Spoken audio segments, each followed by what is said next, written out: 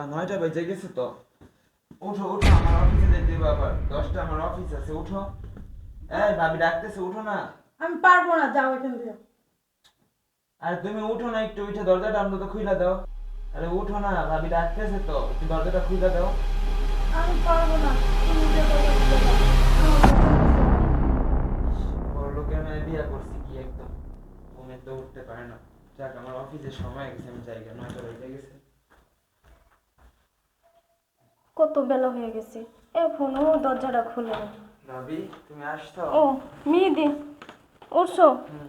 আর কয়টা বাজে দেখছো? হ্যাঁ, দেরি হয়ে গেছে। তোমার অফিসের সময় হয়ে গেছে না, যে তুমি অফিসে যাবা না?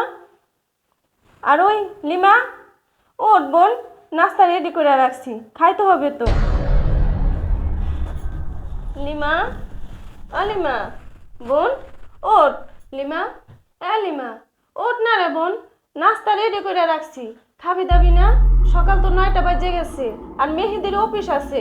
ওঠ না রে বোন। এইভাবে ডিস্টার্ব করেন না তো, জানতো আমার ঘুম হয় নাই। আর ওই মহিলাটা খালি ডিস্টার্ব করে। আচ্ছা, তোর বউ ঘুমাসুক, তুই খাওয়া দাওয়া কইরা অফিসে চল। আচ্ছা চল, তোর আবার অফিসের সময় হয়ে গেছে, তোর বউ ঘুমাসুক, টেবিলে নাস্তা আছে।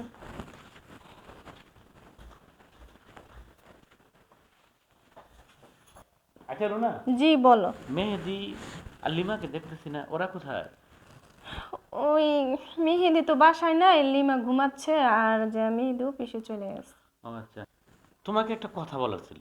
হ্যাঁ বলো। আচ্ছা, ওই যে মেহেদির বউকে আনলাম, হুম। আসলে আমি তো নানান ধরনের কাজে ব্যস্ত থাকি, তো আমি সব কিছু জানি না। তবে তোমার সাথে কি অ্যাডজাস্ট হয়েছে? আসলে দুঃখের বিষয় কি বলবো বুঝছো, কি বলছো মানে তুমি? আমি যেরকমটা চাচ্ছিলাম, বা আমি তোমাকে বড় গলার কথা বলছিলাম যে মেহেদিকে বিয়ে করে আমাদের সাথে রাখবো, বা ওর বউ যেরকম হোক না কেন, দুইজন বোনের মতো থাকবো, কিন্তু আমাদের ভাগ্যটাই খুবই খারাপ। মানে ওরকমভাবে মেহেদির বউ আমাদেরকে মেনে নিতে পারছে না। এবং কি মেহেদিকে যা যদি আমি ডাক দেই যে অফিসে যাওয়ার সময় হয়েছে, এত দেরি করে ঘুম থেকে একটু উঠলে হবে, নাস্তা রেডি করে রাখছি, অনেক কথাই বলি ওকে, কিন্তু মেহেদির বউ কেমন কেমন জানি বলে। আর ওদিনকে আমি ওর বেডরুমে গেছি, যা ওর আমি ডাকছি, তারপর ওর বউকেও আমি ডাকছি যে লিমা তুমি উঠো, নাস্তা করবা, অনেক বেলা হয়ে গেছে, মেহেদি অফিসে যাবে।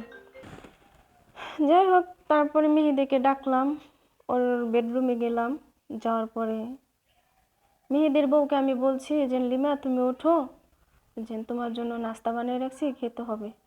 সে বলে কি, এই মহিলার জ্বালায় ঘুমাইতে পারি না। আসলে তুমি বিশ্বাস করো না সেটা আমি বুঝতে পারি, যে তুমি তো সব সময় বাসায় থাকো না, তুমি এদিক সেদিক থাকো। ওর বউ কেমনই জানি আমার সাথে খারাপ ব্যবহার করে, ভালো ব্যবহার করে না আমার সঙ্গে। আর আমাকে দেখলেও মনে হয় বিরক্ত হয়। শোনো রুনা, আসলে তুমি ভুল বলতেছো। আমার মনে হচ্ছে না যে লিমা তোমার সাথে এরকম ব্যবহার করেছে।